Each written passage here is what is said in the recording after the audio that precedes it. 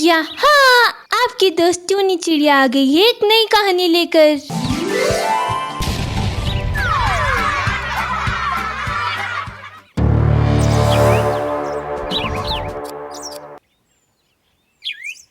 Kanha one नाम का एक बहुत ही सुंदर और समृद्ध जंगल था। उस जंगल में तरह तरह के पक्षी अपने लिए घोंसले बनाकर रहा करते थे। उन पक्षियों में कुछ धनवान पक्षी थे जिनका अच्छा खासा व्यापार था, तो कुछ गरीब पक्षी ऐसे भी थे जिनके कच्चे मकान थे और उनका 2 वक्त के भोजन का भी ठिकाना नहीं था। एक बार की बात है, कान्हा वन में उस वर्ष बहुत बारिश हो रही थी। बारिश से घबराकर सभी पक्षी विचलित हुए घूम रहे थे। सुंदर चिड़िया ने रोते हुए कहा, सुनते हो, पिछले 2 दिन से लगातार बारिश हो रही है। हमारे घोंसले में तो पानी भी भर गया है। जल्दी कोई मदद न मिली तो हमारा ये कच्चा घर तो इस बार की बारिश में ढह ही जाएगा। अपनी तो वैसे मुझे कोई फिक्र नहीं है, लेकिन इन नन्हे नन्हे बच्चों का चेहरा हर समय मेरी आंखों के सामने घूमता रहता है। क्या करेंगे, कहाँ जाएंगे हम? अरे अब क्या करें सुंदरी, हम गरीबों का यही जीवन है। हमारा जीवन तो 2 वक्त के भोजन के जुगाड़ में ही बीत जाता है। अरे घर बनाने की हैसियत नहीं है मेरी। देखिए मन्नू जी, आपने जीवन भर उस कालू कौवे के यहाँ नौकरी की है। आज मुसीबत में क्या वो हमारे काम नहीं आ सकता है? आप जाइए और जाकर उससे मदद मांगिए। अगर वो बारिश रुकने तक हमें अपने घर में शरण दे दे तो हमारे बच्चे सुरक्षित रह सकेंगे। सुंदरी चिड़िया की बात सुनकर मन्नू चिड़ा कालू कौवा से मदद मांगने उसकी हवेली पर जाता है। वहाँ पर पहले से ही बहुत से पक्षी कालू कौवा से मदद मांगने आए हुए थे। हम बहुत मुसीबत में हैं कालू जी। मेरा घर तो जिस पेड़ पर था वो पूरा का पूरा पेड़ ही टूट कर गिर पड़ा है। मेरा तिनकों का बना घोंसला तो टुकड़े टुकड़े हो गया है। मेरे अंडे भी इस बाढ़ के पानी में बह गए हैं। भगवान के लिए हमारी मदद करो। आपका घर तो इतनी ऊंचाई पर बना है कि यहाँ बाढ़ का कोई भी असर नहीं दिखाई दे रहा। अरे हमारे जैसे गरीब पक्षियों को बस आपसे ही उम्मीद है। कृपया करके हमारी मदद करें। अरे मेरे घोंसले में भी पानी भर चुका है। आसमान से आफत बरस रही है। घर के अंदर पानी भर गया है। जंगल में दूर दूर तक पानी ही पानी दिखाई पड़ रहा है। अरे कई दिन से ना तो भोजन किया है, ना ही बच्चों को कुछ खिलाया है। हमने तो सारी उम्र आपके बगीचे में ही काम किया है। इस संकट की घड़ी में हम कहाँ जाएंगे? अब तो बस आप ही हमारी अंतिम उम्मीद है, नहीं तो हम में से कोई नहीं बचेगा। सभी गरीब पक्षियों की बात सुनकर सेठ कालू कौवा बहुत चिढ़ जाता है। अरे तो मैंने इस बारिश और बाढ़ को न्योता दिया है क्या है? जो तुम लोग इतनी रात गए मेरे घर के सामने यूं धरना दिए बैठे हो। अरे मुझे और भी बहुत से काम है। जाओ तुम सब लोग अपने अपने घर जाओ। आपके पास रुपया, पैसा, पक्का घर, बगीचे सब कुछ है। आखिर आपका क्या बिगड़ जाएगा अगर आप हम गरीब पक्षियों को 1-2 दिन के लिए आसरा दे देंगे?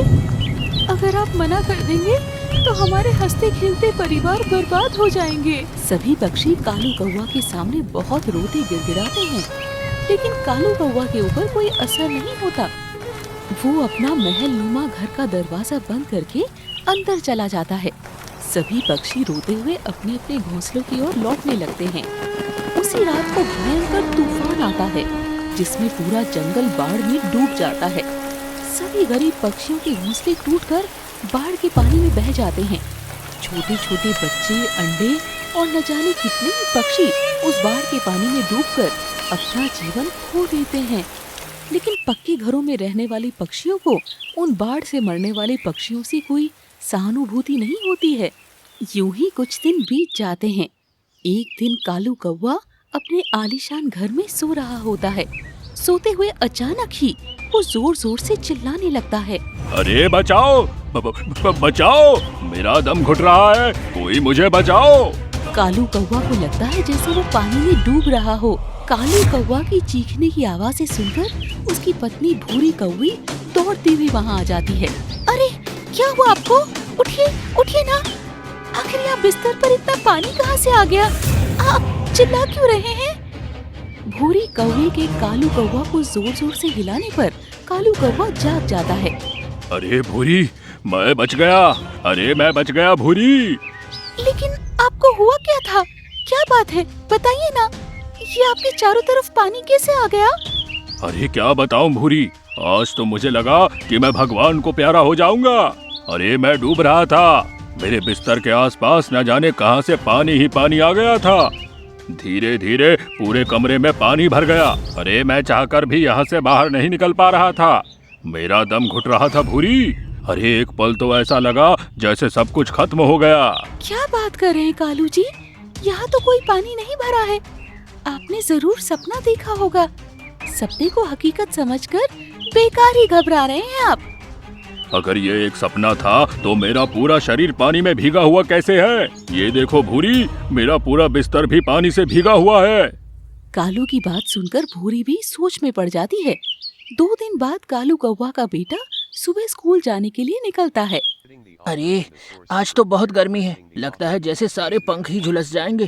काश कि आज मौसम सुहाना हो जाए तो मजा ही आ जाए। कमल कौवा के इतना कहते ही वहाँ अचानक मौसम बदलने लगता है और एकाएक तेज बारिश शुरू हो जाती है। आहा, ये हुई ना बात, अब मैं आराम से स्कूल जा पाऊंगा। कमल कौवा स्कूल पहुँच जाता है, लेकिन पूरा विद्यालय उसे बिल्कुल खाली दिखाई देता है। ना तो अध्यापक पप्पू कबूतर वहाँ दिखाई देते हैं, ना ही उसके मित्र। कमल कौवा परेशान होकर अपनी कक्षा में पहुँच जाता है। तभी वहाँ खिड़की के रास्ते से पानी अंदर आना शुरू हो जाता है। कमल कौवा बाहर की ओर भागता है, लेकिन अचानक ही दरवाजा बंद हो जाता है। पापा, माँ, गुरुजी, अरे कोई है? मैं यहाँ फंस गया हूँ, कोई मेरी मदद करो। अरे इस कक्षा में इतना पानी कहाँ से आता जा रहा है? अरे बाहर बिजली कड़क रही है और अंदर इतना अंधेरा, मुझे बहुत डर लग रहा है। देखते ही देखते कक्षा में ऊंचाई तक पानी भर जाता है। कमल कौवा की चोंच तक पानी पहुंच जाता है और वो घबराकर वहीं गिर पड़ता है। कुछ देर बाद, बेटा कमल, आंखें खोलो। क्या हुआ बेटा? हे भगवान, मेरे बच्चे को ये क्या हो गया? माँ, आप यहाँ? लेकिन मैं तो स्कूल गया था माँ, मैं कहाँ हूँ? वो पानी। हाँ बेटा, तुम अपने स्कूल में ही बेहोश होकर गिर पड़े थे। तुम्हारे गुरुजी पप्पू कबूतर तुम्हें यहाँ लेकर आए हैं। क्या हुआ था तुम्हें? मैं तो डूब गया था माँ, मेरे हर तरफ पानी ही पानी था, मैं बस मरने ही वाला था। इतना कहकर कमल कौवा जोर जोर से रोने लगता है। कमल कौवे को इस तरह घबराया देखकर उसकी माँ भूरी भी रोने लगती है। शाम घिर आती है। दिन भर बाहर काम करने के बाद शाम को कालू कौवा भी अपने घर लौट आता है। खाना खाने के बाद वो अपनी पत्नी भूरी और बेटे कमल के साथ सोने चला जाता है। आधी रात के बाद अचानक उसके घर में बिजली चली जाती है। अरे ये घर में हर तरफ इतना अंधेरा क्यों है? ये आज बिजली को क्या हो गया है अचानक? तभी कालू को अपने कमरे में पानी की गिरने की आवाज सुनाई पड़ती है। अरे भूरी, जल्दी उठो, ये देखो हमारे घर में क्या हो रहा है, मुझे डर लग रहा है। अरे जल्दी उठो। अचानक उन्हें बाहर से बिजली के कड़कने की आवाजें सुनाई पड़ने लगती है। पापा, बिल्कुल ऐसा ही आज मेरे साथ स्कूल में हुआ था, मुझे बहुत डर लग रहा है पापा। हमारे कमरे में पानी कहाँ से आ रहा है? ये सब क्या हो रहा है? तभी कालू, भूरी और कमल को बाहर से किसी भूतिया पक्षी के हंसने की आवाज सुनाई पड़ती है। धीरे धीरे हंसी की आवाज तेज होती जाती है। अरे कौन है? कौन है वहाँ? इतनी जल्दी भूल गए? मैं वही गरीब मन्नू चिड़ा हूँ जिसको तुमने उस बाढ़ की रात मदद करने से इनकार कर दिया था। आज मैं सारे गरीब पक्षियों की मौत का बदला तुझसे लेकर रहूंगा। अरे मुझे माफ कर दो सुंदरी, मन्नू, तुम दोनों मुझे माफ कर दो।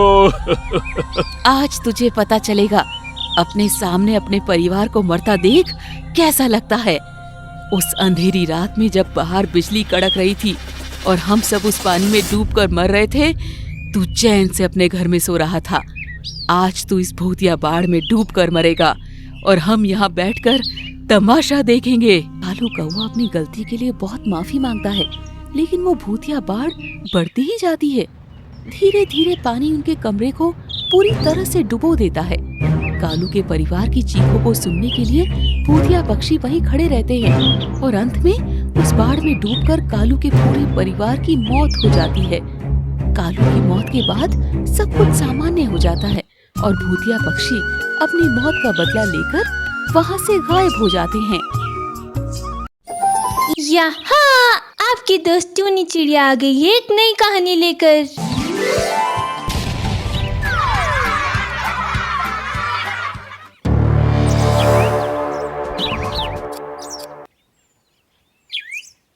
भूत और चुड़ैल चील की शादी।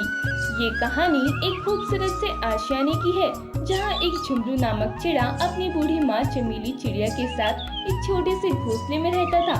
एक दिन झुमरू चिड़ा अपनी माँ के लिए मूली के पत्ते लाने जंगल के बाहर जाता है और वहाँ एक खेत में मूली के पत्ते तोड़ने लगता है।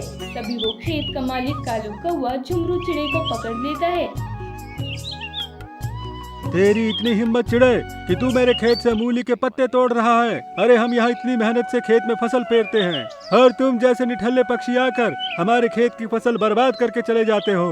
अरे आज तो बेटा तू नंगे हाथों पकड़ा गया। अब देख मैं तेरा क्या हश्र करता हूँ। हाँ अरे नहीं नहीं मालिक, मैं आपकी फसल बर्बाद नहीं कर रहा था। अरे मैं तो कब से यहाँ आकर खड़ा था ताकि कोई इस खेत का मालिक पक्षी मिल जाए तो मैं उससे इजाजत लेकर कुछ मूली के पत्ते तोड़ लूं। वो क्या है ना, मेरी बूढ़ी माँ की तबीयत नासाज है और उन्हें मूली के पत्ते खाने का बड़ा मन कर रहा था, तो इसी के लिए मैं यहाँ आया। बाकी मेरा कोई इरादा नहीं था आपकी फसल बर्बाद करने का। तेरे जैसे छिछोरे पक्षी को मैं बहुत अच्छे से जानता हूँ। हाँ, अपनी माँ की झूठी कहानी बनाकर मेरे हाथों से बचना चाहता है, पर अब तू नहीं बचेगा। तूने अब तक न जाने मेरी कितनी फसल बर्बाद कर दी है। आज तो मैं तुझे नहीं छोड़ूंगा। हाँ। वो कालू कौवा उस झुमरू चिड़े के दोनों पर रस्सी से बांध देता है और उसे खेत के कुएं में फेंकने जाता है।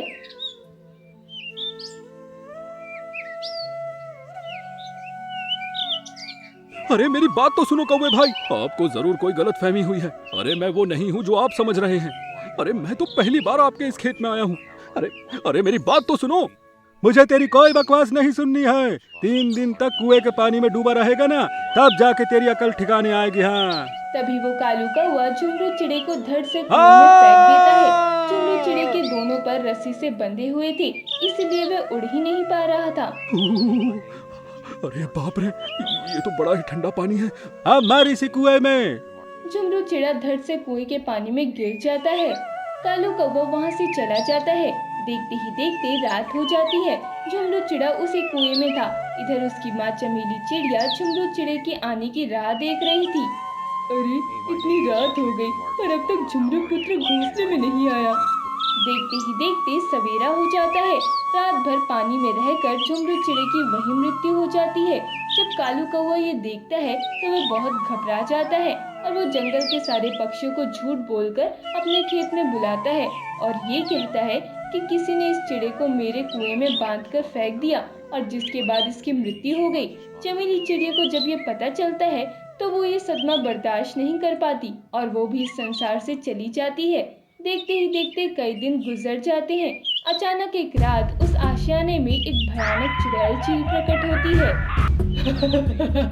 अरे वाह, यहाँ तो कई सारे पक्षियों के घोंसले दिखाई दे रहे हैं। लगता है यहाँ मुझे मेरा दूल्हा पक्षी मिल ही जाएगा। लगता है मेरे परसों की विवाह करने की ख्वाहिश अब पूरी हो जाएगी।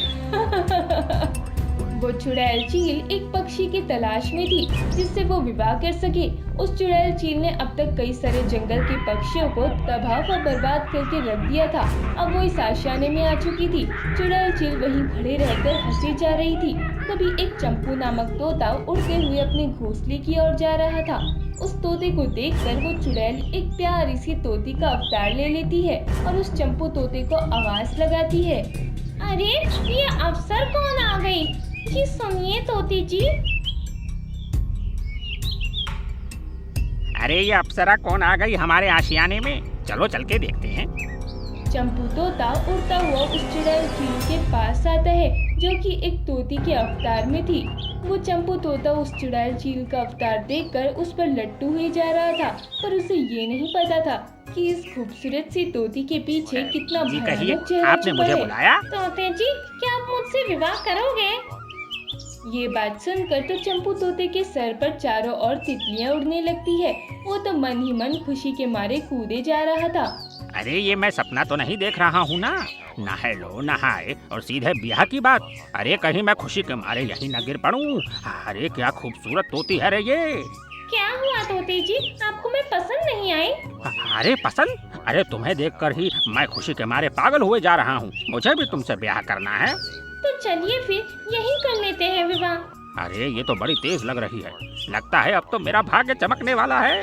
चंपू तोता बिना सोचे समझे उसे अपने घोंसले में लेके चला जाता है और अपनी माँ नोमी तोती को सारी बात विस्तार से बताता है। वो सब तो ठीक है पुत्र, पर इतनी जल्दी और अभी विवाह कैसे हो सकता है? कल सवेरे हम जंगल के सारे पक्षियों को बुलाकर ही तुम दोनों का विवाह कर देंगे। हाँ तो ये ठीक रहेगा, हम कल सवेरे ही ब्याह कर लेंगे। नहीं, मुझे अभी ही विवाह करना है। अरे आप समझने की कोशिश कीजिए, अभी रात के समय ब्याह नहीं हो सकता। तभी वो चुड़ैल चील अपने असली चुड़ैल के अवतार में आ जाती है, जिसे देखते ही नोमी तोती और चंपू तोते के होश उड़ जाते हैं। चुड़ैल चील, अरे बाप रे माँ, ये तो चुड़ैल चील है, भागो यहाँ से। तभी वो चुड़ैल चील चंपू तोते को पकड़ लेती है। छोड़ो मेरे पुत्र चंपू को चुड़ैल चील, छोड़ो उसे। तेरे इस पुत्र ने मुझसे अभी विवाह न करके बहुत बड़ी भूल कर दी है। अगर ये अभी मुझसे विवाह कर लेता शायद मैं इसे छोड़ देती, पर इसने इनकार किया। अब देखना मैं तेरे इस पुत्र का क्या हश्र करती हूँ। तभी वो चुड़ैल चील उस चंपू तोते को अपनी शक्ति से अपनी एक बोतल में कैद कर देती है। तोती, बोल देना अपने इस आशियाने के पक्षियों से कि अब इस आशियाने में एक भयानक दुल्हन चुड़ैल चील आ गई है जो अपने दूल्हे को तलाश कर रही है। इतना कहकर वो चुड़ैल चील वहाँ से गायब हो जाती है। देखते ही देखते सवेरा हो जाता है। नोमी तोती का रो रो कर बुरा हाल हुए जा रहा था और वह आशियाने के सारे पक्षियों को इकट्ठा करके उस चुड़ैल चील के बारे में बताती है, जिसे सुनने के बाद सारे पक्षियों के होश उड़ जाते हैं। क्या चुड़ैल चील दुल्हन और वो जवान पक्षियों को पकड़ रही है? बाप रे, इस आशियाने में तो मैं भी जवान हूँ। पर वह चुड़ैल चील अचानक से हमारे इस आशियाने में कैसे आ गई? वो तो मुझे नहीं पता, पर वो बेहद खतरनाक चुड़ैल चील है और वो जवान पक्षियों में अपना दूल्हा ढूंढ रही है। उसके बाद वो चुड़ैल चील रोज रात के समय आशियाने में आने लगी और एक न एक जवान पक्षी को पकड़कर अपने साथ लेके जाने लगी। इसी तरह उस चुड़ैल चील ने उस आशियाने के आधे पक्षियों को पकड़ लिया था, पर अब तक वह एक भी पक्षी से विवाह नहीं कर पाई थी। एक दिन रात में आशियाने के सारे पक्षी डरे डरे आशियाने के एक स्थान पर बैठे थे। तभी वो चुड़ैल चील वहाँ प्रकट होती है। ये देखकर सारे पक्षी डर जाते हैं। अरे बाप रे, ये चुड़ैल चील तो फिर से आ गई। पता नहीं अब की बारी किस पक्षी को अपना शिकार बनाएगी। तो वो कौन सा दूल्हा पक्षी है जो मुझसे विवाह करेगा, बताओ? सारे पक्षी अपनी अपनी गर्दन झुका देते हैं। तभी उस चुड़ैल चील को कालू कौवे का पुत्र भोलू कौवा दिखाई देता है, जो कि एक जवान पक्षी था। मिल गया मुझे मेरा दूल्हा। ए कौवे, इधर आ, अब तू ही मेरा दूल्हा बनेगा। ये सुनकर कालू कौवा और भोलू कौवा दोनों घबरा जाते हैं। पिताजी, मुझे बचा लीजिए पिताजी। इधर आ। पिताजी, तभी वही झुंडू चिड़ा, जिसकी मृत्यु के बाद वो एक भूतिया चिड़ा बन चुका था, वो एक साधारण चिड़े के अवतार में वहाँ आता है और जोर से चिल्लाता है, मैं करूँगा चुड़ैल चील तुमसे ब्याह। अरे ये चिड़ा कौन है? मुझसे विवाह करने को तो हर पक्षी डरता है, पर ये खुद से कह रहा है कि ये मुझसे विवाह करेगा। उस झुंडू चिड़े को देखकर सारे आशियाने के पक्षी दंग रह जाते हैं। झुंडू चिड़ा तेजी से उस चुड़ैल चील के पास आता है और उसका हाथ पकड़कर वहीं उससे विवाह कर लेता है। ये देखकर चुड़ैल चील को कुछ समझ में नहीं आ रहा था। अब तुम मेरी पत्नी हो चुड़ैल चील। अब इन सारे पक्षियों को आजाद कर दो जिन्हें तुमने कैद करके रखा है। तुम एक साधारण पक्षी होकर मुझ पर हुक्म जता रहे हो? तुम्हें तो मैं।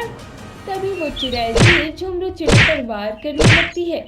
झुंडू चिड़ा एक भयानक भूतिया चिड़ा बन जाता है। ये देखकर सारे पक्षी और वो चुड़ैल चील दंग रह जाते हैं। तभी वो भूतिया चिड़ा उस चुड़ैल चील को पकड़ता है और उसी की बोतल में कैद कर देता है और उस बोतल के सारे पक्षियों को आजाद करके उस चुड़ैल चील को लेके वहाँ से चला जाता है। इसी तरह भूतिया झुंडू चिड़े ने आशियाने के सारे पक्षियों की जान बचाई।